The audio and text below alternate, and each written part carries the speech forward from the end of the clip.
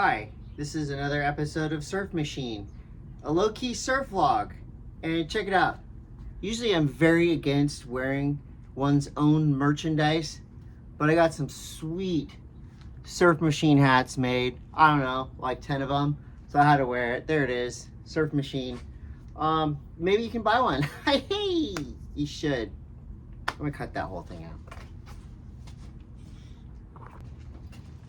And it's another episode that nobody asked for.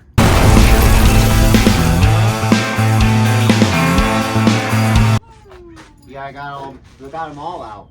Hey, nobody asked for this episode of Surf Machine, but you're getting it anyway. This is my quiver. I know. Look at this guy's quiver. It's crazy. Well, I'm going to tell you some stories about some of these boards behind me. And, you know, this is going to be an informative episode. I might even have a clip or two on some of these here boards. Is that a good intro? I love you too. An episode nobody asked for, but everybody's getting. This is my quiver.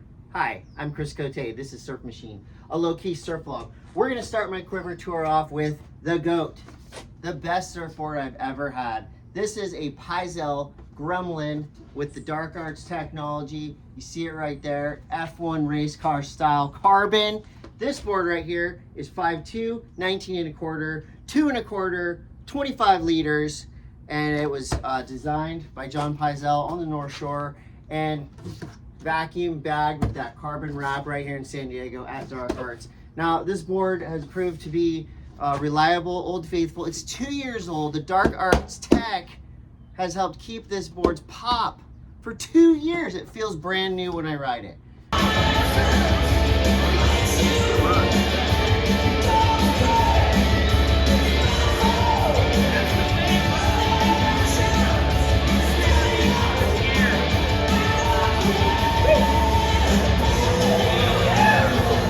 I rode this as a lot as a tri-fin when I first got it, but in the past year or so, I've only ridden it as a quad. These are the Naked Viking Surf Apex Series Peregrine in front and JL medium trailer in the back.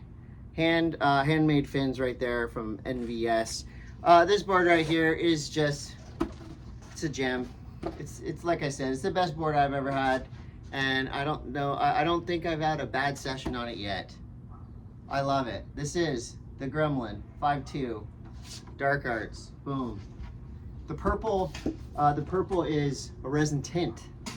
So there you see it in relation to my size right there. The GOAT right there. All right, we're gonna keep the Dark Arts flow going. Another Paizel Dark Arts board. I got this board just after one of the stab in the dark tests where they used all Dark Arts boards. This is a Paizelian 2. This is a 5'6", 18 1/2, 2 3/16, 24 liters. Also ridden with the NVS quad. These are the prototype Apex series. This board right here is when maybe you want to get a little bit more on rail than the Gremlin.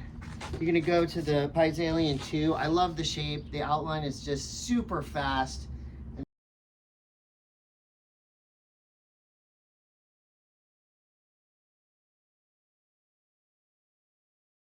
I mean, this thing is built to whip around at high speeds. This is probably my secondary daily driver. So you've got the 5'2" Gremlin and the 5'6" Paizelian 2, both in the Dark Arts tech.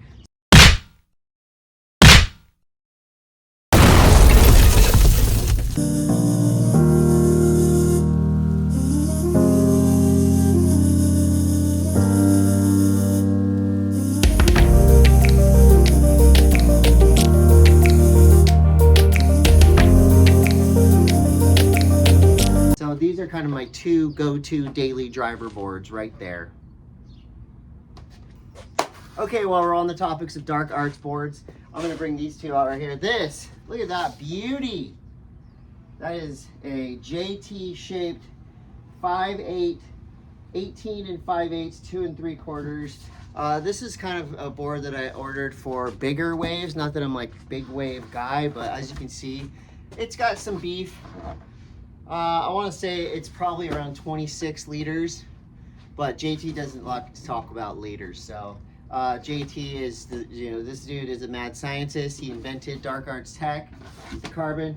I mean, you can't tell this board with all the art and everything on it and the thickness looks like it may be slightly heavy, but this thing is light as a feather. Look at one finger. Look at one finger. Light as a feather. And while we're at that, another JT board. This is probably JT's most popular, most famous shape. This is the Dad Bod. And this was a board, this is the first dark arts board I ever tried. This one's 5'2", 20 inches wide, 2.5. And guess who it's made for? Sterling Spencer. That's right. I have one of the world champion of surfing's surfboards, Sterling Spencer right here. So two dark arts boards, both made by JT, both ridden quite often, and both very different. This is a short, stubby, flat groveler.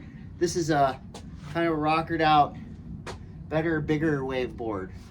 I believe this board was started for Sammy Pupo, and then it ended up for the third Pupo brother, Chris Coté. Now we'll get into an oddity or two. This one's fun. So you may or may not know this, way back in the day when Billabong and Hurley had their split, I was in the first ever Hurley ad in a zine, and I was naked and I was covered in tortilla chips. So this is a board that was gifted to me by Bob Hurley, and he shaped this board. There you see the Hurley logo. He shaped it, and it was airbrushed and glassed IPD, but also the added bonus of the CR Stesic. See, there's the autograph where Bob talks about me being the first ever guy in a Hurley ad, and then CR Stesic's autograph right here, Craig Stesic, 5'6", something. I rode it a few times, great board, but it's just so pretty. You kind of got that like Lance Mountain inspired, or I don't know, what is that? You tell me, public domain, CR Stesic, original graphic right there. Very cool. This has just been on the wall. I rode it a couple times. It's pretty thin for me, but it's just a beautiful looking board. So it's an honor to have that one on my wall right there. No footage of that one. This one, experimental board, gifted to me by Shred Show, aka Chris Grow. This is a Tomo Helium 2, and this thing is pretty wild. A rounded nose.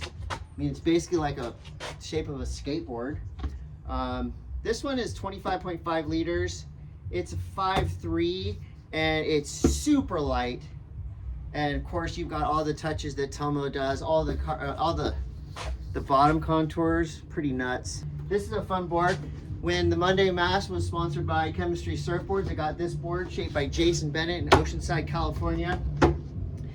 And it's pretty cool. Got the graphics on there. It was shaped at the zoo. And this was actually airbrushed art by my partner, Todd Richards, my partner in pod. So super fun board. Todd did a great job. And I actually rode this board quite a bit, and then I gave it to my son. So that's like my chemistry right there. This is a what? 5'3", 19.8, 24 liters. If you like liters. Great board though. I gave it to my son, and he dinged it, and I did the worst ding repair job ever. It's actually leaking water. As we speak, as we vlog, it's leaking water.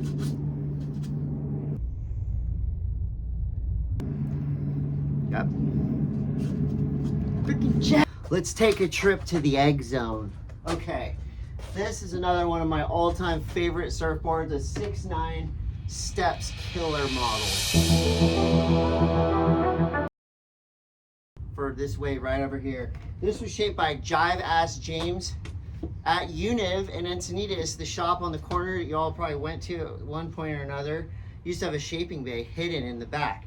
I ordered this egg from James. I needed to have a mid-length, a little speed egg, and when I grew up here in Leucadia through the 80s, early 90s, a lot of the older people around the neighborhood had speed eggs, glass on tri-fins, so I just wanted to replicate that. And this board right here, no cap, never had a bad session on it. Never had a bad session. And this is truly a surfboard that when you walk down the beach or walk down the stairs with it, people smile when they see it. So that's the mark of a great surfboard right there. Thank you, Jive Ass James. While I'm on the egg position, this one's fun. So this is a egg that I shaped at Shaper Studios down in San Diego, the homies. I wanted to go in there and make a subtle asymmetric egg. I don't know why there's only one fin in it right now, but you can see the kind of subtleties of the tail, rounded pin on one side and kind of a squash on the other. This one is 7.2. And what I love about Shaper Studios is they really let you go. They're just there in the room with you to make sure you don't completely ruin your surfboard, but they're not going to shape it for you. So I was really stoked on how this board came out. This is another super fast, fun, mid-length, speed egg, whatever you want to call it. Easy to turn, easy to catch waves. You know, 2-foot waves. This thing is just magical. So there it is. I shaped it. Thank you very much for your applause. All right, let's keep it in the experimental vein here as we go to this +1, shaped and designed by George Gall. Here's what makes it experimental and strange: a duo. There was a while where the duo craze was happening. I fell victim to Chippa Wilson calling me and telling me, you need to order a duo. And I did. And the first session, waves were horrible.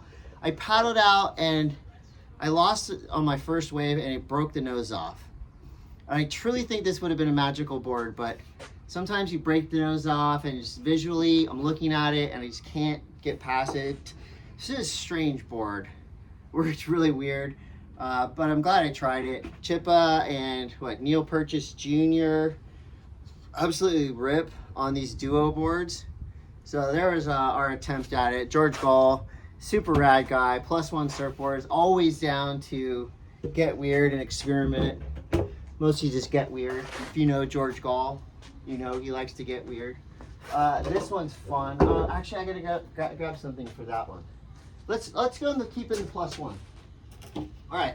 So this was a previous super magic board, also shaped by George Gall. We had a good run there, a couple years working together, making really fun boards. I was introduced to him by Cody Steele back in the day, and I love the way Cody's boards look, so I ordered some and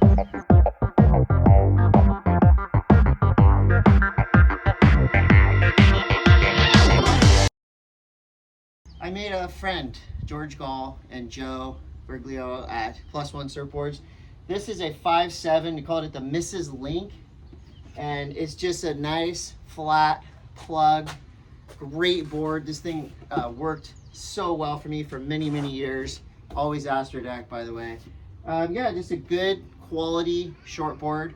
Probably rode this thing for 3 or 4 years, and I gave it to my son, Roman, who spray painted Roman on the bottom.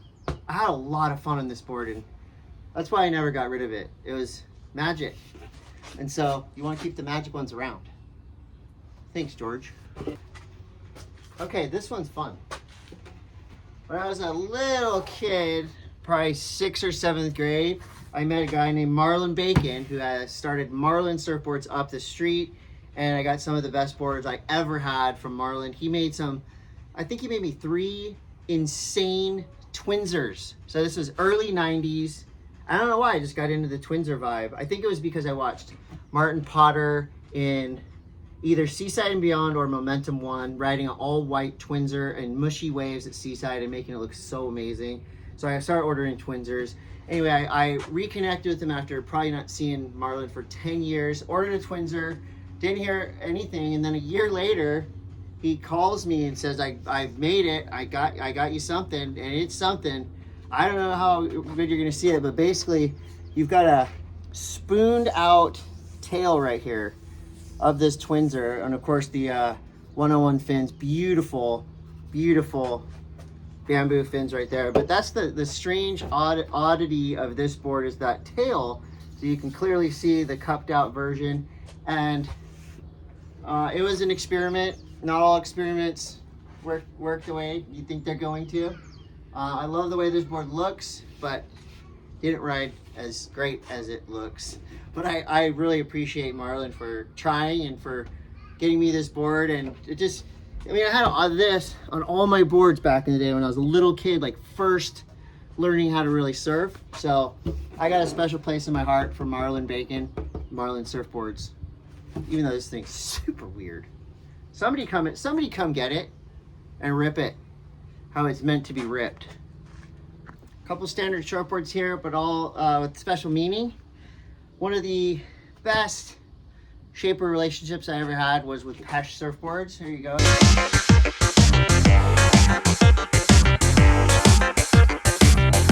Here's a Pesh. This is a modern Pesh.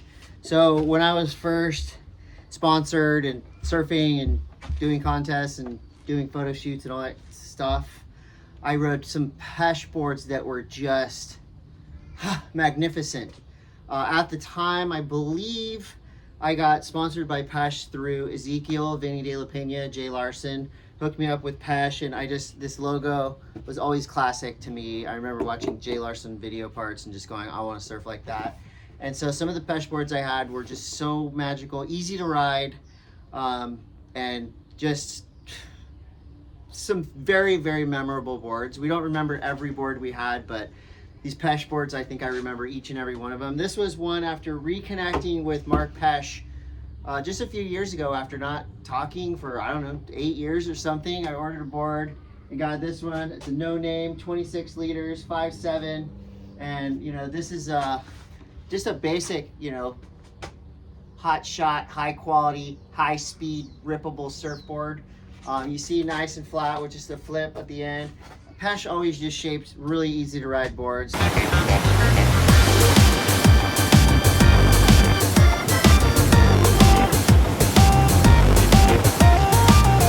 Rode this board a bunch, liked it a lot, and kind of just moved on. You know, got some of my dark arts boards and all that. So this one just kind of fell back in the rotation, but I never got rid of it because I wish I would have kept some of my old Pesh boards. And so that one's sentimental. It's got sentimental value to it. And this right here, so this is no relation, but this right here is one of the best small wave shortboards I think ever made. It's the MACHINE LFT No Brainer. I think it's the Slater No Brainer, designed by MACHINE with LFT tech.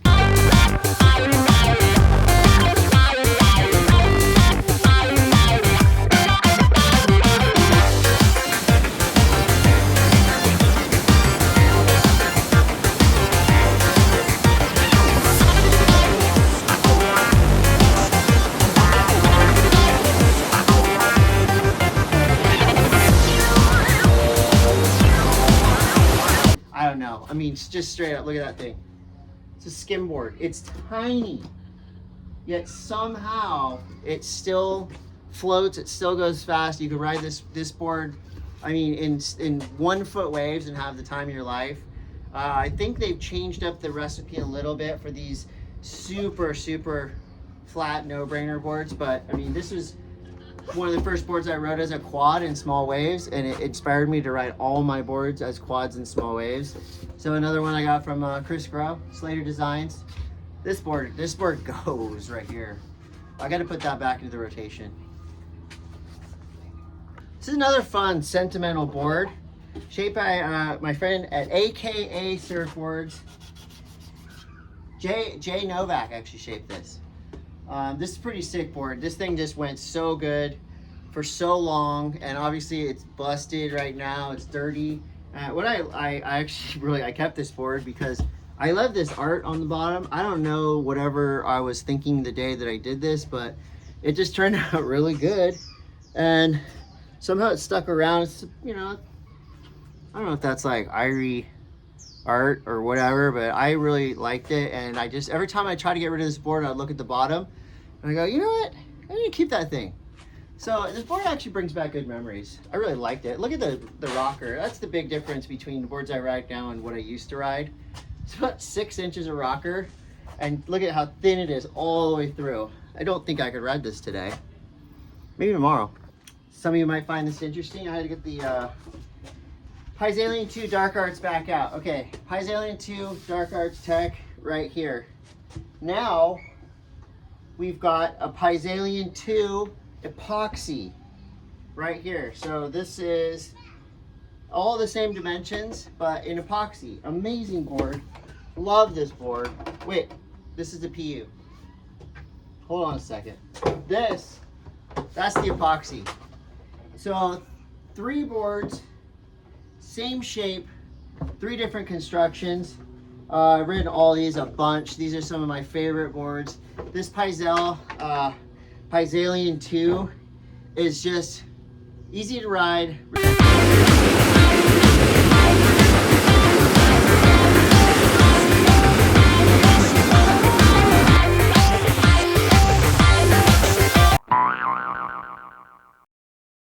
Responsive, fast. You can ride it in really any size waves. I would say the difference between, so starting with this epoxy, obviously super light. It's kept its pop for a long time. I do have the kid art on the bottom. A lot of dads get that on their boards. So that epoxy one is insane. One of my all-time favorites. This one is the PU version of it. All the same dimensions. Maybe just a bit thinner. I think this is 24 liters. That one's 25 liters. This is just the one of the best. Good wave, proper shortboard. You know, I kind of don't like the normal long nose shortboard. So this is a good kind of meet me in the middle type of board. You know, it's got just everything you want in an easy daily driver. Nothing to figure out. You just paddle it. You just surf it. You paddle. You go out there and you do it on that board.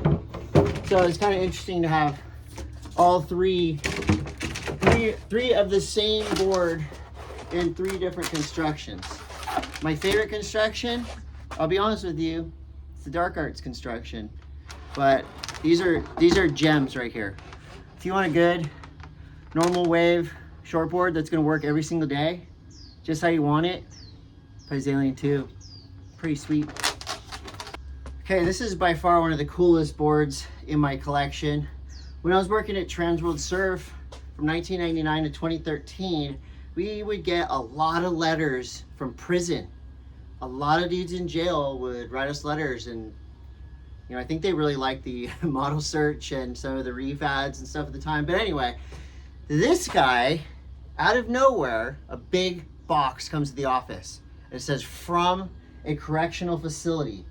High Cascades, no, that's not it. It's made in prison. I don't know which prison. It was in Colorado.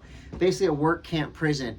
This guy somehow got all the materials and shaped and glassed this surfboard. Sent it to me out of the blue for just out of the kindness of his heart. Sent it to me out of the blue. His name is Tony Neptune Stearns. Where are you now, Tony Neptune Stearns? I know where you were then. So when I got the board, I wouldn't accept it unless I knew exactly who this board was from and what this guy was in jail for. So it turns out Neptune Stearns, Tony Neptune Stearns, was an adult film star. He was a cocksure individual. And he was in a bunch of movies. He was in a ton of adult films, pornographic features. And he fell down on some hard times that included doing some drugs. So he went down the wrong path.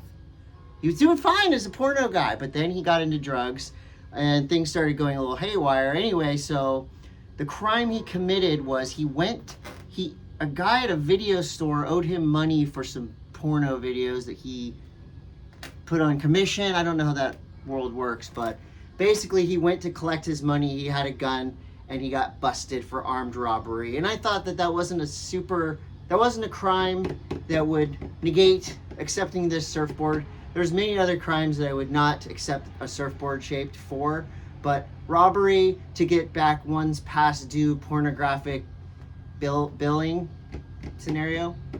I have people that owe me money too, all right? And I know what it's like. You get upset. But you don't go with a gun. Anyway, he did it. He got in trouble, got sent to prison, where in prison, he made this board. It's called the Bad Fish surfboard, made in prison. You can see it right there. Made in prison by Tony Neptune Stearns. He even did you got the graphics all printed out. You got all these fish on the bottom with the Neptune. And I never rode this board. It's giant, it is awkward, but God, it's awesome. You know, he drilled the fence on there. There's a goldfish with a ball and chain. Come on. That's an amazing conversation piece right there. This was in my office at Transworld for years and years, and I still got it. And I do have the letters that he wrote to the magazine as well. Yeah, good story behind this one. You can't consider yourself a surfboard aficionado or surfboard collector without having at least a Bonzer. So this is your classic Campbell Brothers Bonzer. I believe that you cannot have a great Bonzer without it being glassed at Moonlight Glassing. So I got this board at Surfy, and it's pretty much my size. It was made for Ben. It's a 5'8" Malcolm Campbell. I think this is an iconic airbrush right here. And the board's, it's a little heavy. It looks like it's gonna go amazing. This particular one didn't go great for me personally. I've seen other people rip on these, but undeniable, beautiful board. This has been in the background of many episodes of WSL Surf Breaks. And it doesn't get more iconic than this right here. These two guys, those are the brothers. And while we're on the topic of Bonzer boards, so that one, for me, didn't work great, but this one right here works insane. It's one of those boards where it's so fun to ride. Personally, I don't want to see myself on video on this board, because I did.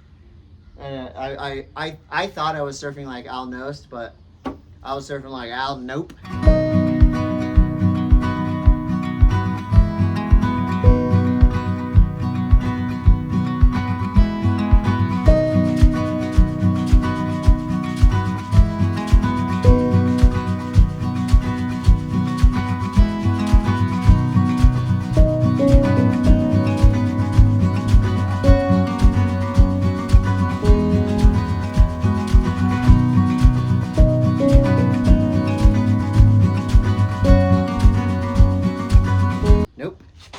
But I sure was having fun. So this is what, 6'4". This is kind of just your more, I don't know, grown-ass man Bonzer to ride on bigger days. I rode it at Seaside on a couple feet overhead. But there you go, it's just a classic traditional Bonzer setup. This one also, like I said, Moonlight Glassing. Know your roots. And this is just a beautiful board, also shaped by Malcolm. 6'4", 19 and a half, 2.5 thick. You know, compared to me, you can see, pretty big. My friend Jesse, aka Sketchy Tank, traded me that board. I don't remember what we traded for, but I got the better end of the deal, I think. I have 2 Bonzers, and I'm just gonna keep them forever. Cause you don't sell a Bonzer, you keep a Bonzer. You keep them all. Okay. Okay. Check it out. This thing's awesome. This is the Hosoi board. This is also made at Univ. Tim Swart, Christian Hosoi, Jivass James got together and collabed on this insane shape. So basically it is your exact replica of a Hosoi hammerhead skateboard, even down to the grip tape treatment. It's not grip tape, it's just black airbrush, but I actually rode this board a few times and it goes insane. You wouldn't believe how good this board works. There's cool kind of like beveled tail section right there. Quad or tri setup. I think I've only ridden it as a quad.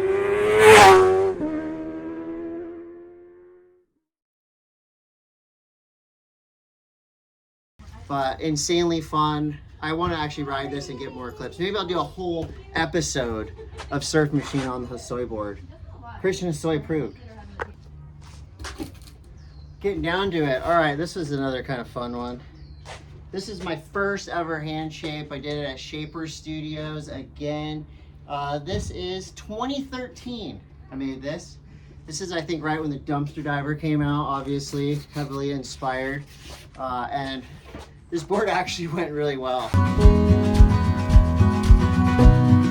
I rode it in a couple, they used to do a self-shaped surfboard contest, Shaper Studios, and it was super fun. Everyone had to ride a board they shaped. And I rode this, and I think I did all right. I may have made the finals, but the weird part about this board right now is it's eating itself. I don't know if you can tell, but it's definitely got some strange things happening. It's like the foam is deteriorating from the inside. I actually made some pretty killer concave off the tail, but you can see the deck now is eating itself. It's even got one of those kind of like stretch inspired rail cuts. So this board went really well. I don't know what would happen if I tried to ride it now with the suckage on it, but there you see my signature. My little face I used to draw. Yeah, actually went good. First and only shortboard I've ever shaped at Shaper Studios. Good times. Thanks, guys. When I was a kid in this neighborhood, same neighborhood I live now, I did live here when I was a kid as well. There was 2 boards to ride. You had Donald Takayama surfboards and Agua surfboards. This right here is a vintage Agua glass-on twin with the screw-in thruster. So this right here is just your classic, I would say early 80s tri-fin thruster, shaped by Rod Sorensen. And Rod Sorensen was just such a rad local shaper that would allow us little kids, myself, my brother, and all the kids in the neighborhood run rampant in his shaping room. We had to sweep up a little bit, but he would let us do whatever we wanted. Super rad. I still remember going in there all the time, smelling, smell the dust, the resin, all the things that make up a surfboard. As a little kid, that was like just the best. And to me, it's still the best memories. Classic logo right here. Again, if you grew up in Encinitas or Leucadia, late 70s into the 80s, you recognize this board. Gary Hanel was another shaper around here that we all looked at as like, these are the guys right here. Gary Hanel. A little bit later, I had some amazing GH boards. I don't have one right now. I'm going to get one as soon as possible. Obviously, I have a lot of surfboards, so I need to get rid of some before I get another one. But this right here, I actually got this from my friend Peter McBride not too long ago, and it's basically a collector's piece. Rod Sorensen passed away last 2 years ago or last year, and I just wish, I think everyone who grew up in the 80s, 70s, 60s, whatever, everybody wishes they would have saved more of their surfboards from their childhood. So this is as close as I could get. Obviously, I couldn't ride this board when I was a kid, or I could, but not well. It's huge. It's a big boy board. This is what some of the grown-ups around town would have been riding in 1987. A couple must-haves in the Quiver. This is a bodyboard. Got that. Yep, that one's good. Everyone's got to have a beater. I choose to take the fins off. 360s time. Good. Oh, I got the Exile Skimboard. This one is, I've had this for a little while now. When I got back into skimboarding a few years ago, got hooked up with the dudes at Exile. Blair Conklin, one of the best aqua sand sliders ever to do it. And G. O'Brien, these are guys that I look up to in the skimboard world. So of course I'm gonna ride Exile Skimboards right there. This is the classic. It's super light and it is so fun.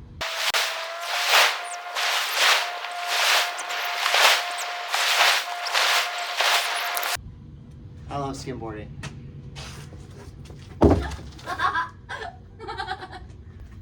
Here's a board I shaped in the front yard using a blank taken from an older surfboard. I shaped this with steak knives, a spatula, and a cheese grater. And I think it would actually work. I'll tell you what, if this video gets 500 views, yeah, I'm vlogging here. If this video gets 500 views, I'm gonna glass this board and ride it as is. Okay? You think I can do it? 500 views. Tell your friends. Make them watch it. Hey, it's Surf Machine, a low-key surf vlog. Last but not least, This is a painting that I did in what year?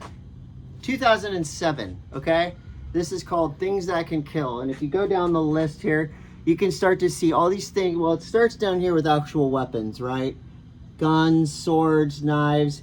And then you get up into, oh, whips, chains, cat o' nines, chainsaw, baseball bat, pitchfork, all kinds, sledgehammer, and bows and arrows. And then we get up into oddities that can kill. Saws, fishing pole, guitar, computer, bong, charger helmet, saxophone, necktie, sock. Yes, these can all, carrot, these can all kill. So this was a painting that I did. And my friends at Univ, once again, they made shirts out of it. And I loved how it looked. And then we had this weird idea to create a whole set, right? So you got the painting, you got the shirt, and then my friends, yet again, at Plus One Surfboards, George Gall and the team came together for this oddity. This is a strange surfboard. It's a double ender, so it's got the nose has some channels right here. Strange, nice and flat. It's a little heavy, but God, it's cool looking. So this has all the weapons from this Things That Can Kill painting series into the board, glassed in the board. So basically what they did was have the painting printed on cloth paper, sublimated, laminated into the surfboard. And so that's it right there. It's cool. It's probably my favorite collector piece, surfboard.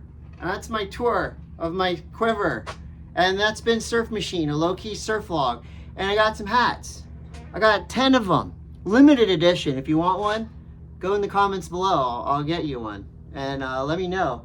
500 likes, 500 views, and I'm going to glass this piece of shit and write it. Yeah. Can't wait. Bye. Hold on a second. There's one more board we got to talk about. This is probably one of my most priceless heirloom objects, one of the coolest things that I own, a hand-shaped, hand-painted Herbie Fletcher surfboard. I think he even glassed this thing. It is beyond explanation of how awesome and how much soul this board has and adds to my house. Ridden it a few times, but I cleaned it off, and it's in my living room on the wall at all times. I can look up, see the arrow, and get psyched. I just can't believe that I have this thing. It's just the coolest board ever. Thank you, Herbie Fletcher. And now it's over.